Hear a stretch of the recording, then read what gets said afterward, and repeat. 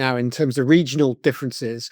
Obviously, we've seen some very big differences emerge in regional policy as various governments take slightly different tracks on climate and other issues.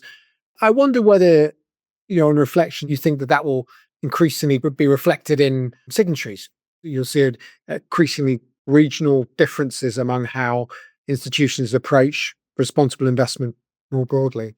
What we have noticed with the change in the administration over in the US is that policy there has taken a different direction to policy in Europe. And that's got repercussions down to what we're seeing at portfolio level.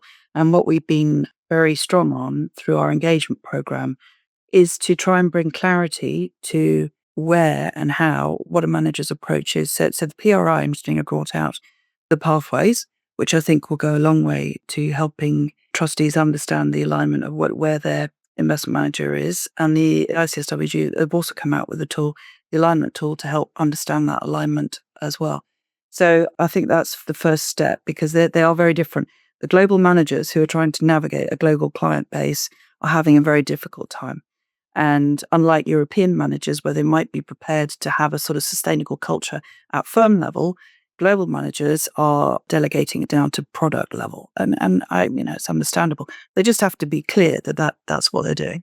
Looking globally, what we're seeing, obviously, the EU kind of retrenching somewhat. I think the sense is that they've gone arguably too far on some of the regulation, and that might be stifling their opportunity to be competitive and to grow. And they've made a few mistakes along the way and need to tidy things up, which probably isn't an unfair characterization. In the US, obviously, the political landscape is dominating the headlines, but from where we sit in the UK, we're only seeing the kind of top line of what's going on and the kind of some of the most unusual, egregious things that are happening. But there's an awful lot going on under the surface that's being underreported in terms of rolling back huge amounts of regulation that's taken years and years to get into place. And I think in many respects emphasizes the role of longer term managers and longer term asset owners and saying, well, these things are still happening. Climate change is still going to happen. These problems are still going to emerge.